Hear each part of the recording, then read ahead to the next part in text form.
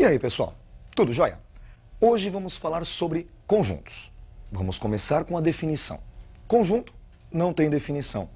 Conjunto é um conceito primitivo e, por isso, não pode ser definido. Ele pode ser representado de três maneiras diferentes: por meio de uma propriedade, na forma tabular ou pelo diagrama de Venn. Veja como representar o conjunto. Temos o conjunto A primeiro, representado por uma propriedade. Neste caso, eu coloquei uma sentença matemática. X pertence aos naturais, tal que x é menor do que 3. Nós sabemos que os números naturais são 0, 1, 2, 3, 4 e assim por diante. Os naturais menores do que 3, 0, 1 e 2. Então nós representamos, em segundo lugar, o conjunto A na forma tabular. Colocamos apenas os elementos entre chaves, 0, 1 e 2. E o diagrama de Venn está logo abaixo. Um balãozinho, do lado de fora geralmente nós colocamos o nome do conjunto, conjunto A, e do lado de dentro os respectivos elementos desse conjunto, elemento 0, elemento 1 e elemento 2. O que vem a ser elemento?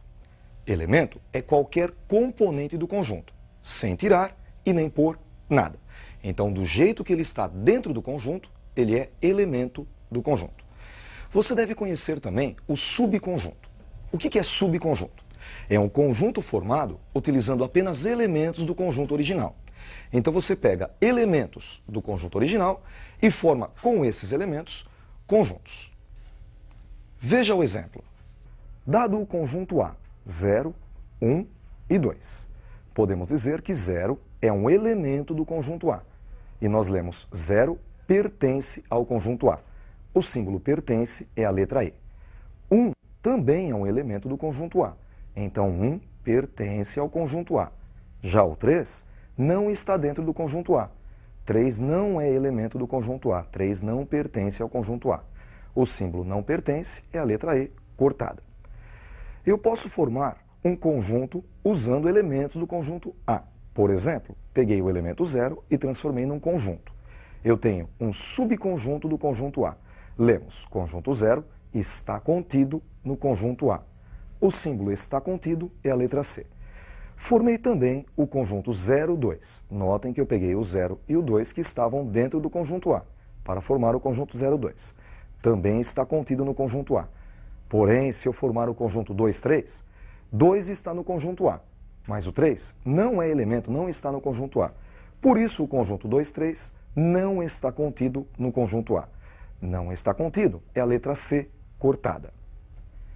Existem algumas operações muito importantes entre conjuntos. A primeira que nós vamos ver é a união. O que vem a ser união? União é a junção de dois conjuntos. Nós vamos pegar todos os elementos, comuns e não comuns, sem repetir nenhum. Veja o exemplo. Temos o conjunto A, 1, 2 e 3. E o conjunto B, 2, 3, 4 e 5. Notem que o número 1 está somente no conjunto A. 2 e 3 estão nos dois conjuntos. 4 e 5 somente no conjunto B. A união dos dois conjuntos, representado por A, letra U, e B, A união B, é a junção deles. Pegamos então o 1 que está só no conjunto A, 2 e 3 nos dois conjuntos, 4 e 5 que estão somente no conjunto B. Pelo diagrama de Venn fica mais fácil visualizar. Notem que nós colocamos o 1 somente no conjunto A. O número 2 e o número 3 estão nos dois conjuntos, estão na parte central, dentro dos dois simultaneamente. E os números 4 e 5 estão somente no conjunto B. A união seria 1, 2, 3, 4 e 5. Dá para a gente pintar a união, veja só. Pintamos tudo, o 1, o 2, o 3, o 4 e o 5.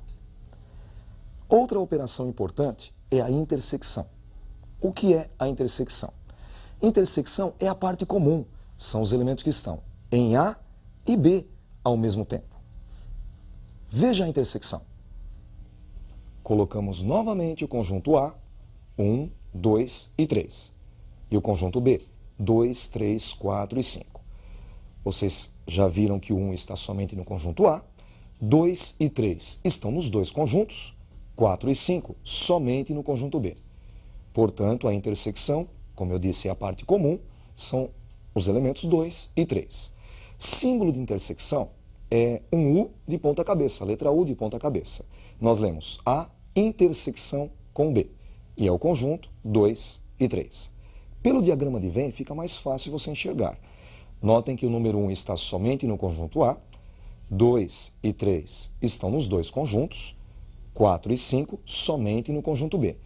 Intersecção vai ser a parte central, vai ser a parte que contém os elementos 2 e 3. Olha lá pintando a intersecção como é que fica. Outra operação importantíssima é a diferença de conjuntos. Um conjunto menos o outro conjunto. Para você calcular a diferença de dois conjuntos, você vai pegar todos os elementos que estão no primeiro conjunto e não estão no segundo conjunto. Ou melhor, todos os elementos que estão somente no primeiro conjunto. Vamos ver aquele exemplo? Novamente o conjunto A, 1, 2, 3. Conjunto B, 2, 3, 4 e 5. Reparem que o único número que está somente no conjunto A é o número 1. Portanto, para fazermos A menos B, pegaremos o elemento que está somente no conjunto A, elemento 1, para formar o conjunto 1. Pelo diagrama de Venn, você percebeu que o 1 está somente no conjunto A, 2, 3 nos dois, 4 e 5 somente no conjunto B. A menos B é como se nós apagássemos o conjunto B. Apagaríamos o 2, o 3, o 4 e o 5. Restaria, veja só pintado, apenas a parte que contém o número 1. Para você fixar melhor, vamos fazer um exercício. Acompanhe o exercício. Se A é um conjunto com 25 elementos, B é um conjunto com 30 elementos, e A intersecção com B possui 10 elementos, calcule o número de elementos de A união B. Vamos ver a resolução. Eu representei por N de A número de elementos do conjunto A, 25. N de B, número de elementos do conjunto B, 30. E N de A intersecção com B, a parte comum, 10 elementos. Fica mais fácil enxergarmos no diagrama de Venn. Esses 10 elementos que estão na intersecção, como você viu agora há pouco, vão ser colocados entre os dois conjuntos, no meio dos dois conjuntos, é a parte comum. No conjunto A, nós temos 25 elementos, só que 10 já foram colocados na intersecção, devem ser descontados dos 25. 25 menos 10 resulta em 15, que estão somente no conjunto A. No conjunto B, nós temos 30 elementos. 10 já foram colocados na intersecção. Restam 30 menos 10, 20 elementos que estão somente no conjunto B. Para calcular o número de elementos da união, basta somar todos. 10 elementos que estão na intersecção, mais 15 elementos que estão somente no conjunto A, e mais 20 elementos que estão somente no conjunto B. 10 com 15, 25, com 20, 45.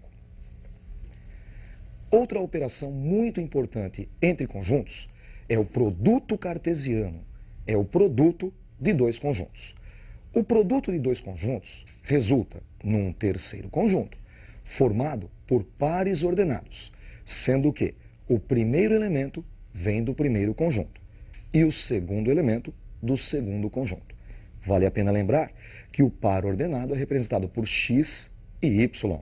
X é o primeiro elemento do par ordenado e y o segundo elemento do par ordenado. O produto cartesiano pode ser representado de três maneiras diferentes. A primeira maneira é a forma tabular. Veja a primeira maneira. Dados os conjuntos A, 1, 2, 3 e B, 4 e 5. A vezes B, que nós podemos ler A cartesiano B ou produto cartesiano de A por B, é um conjunto formado por aqueles 6 pares ordenados que você está vendo. Como eu montei esses 6 pares ordenados? A é o primeiro conjunto. Ele é responsável pelo primeiro elemento de cada par ordenado. B, o segundo conjunto, responsável pelo segundo elemento de cada par ordenado.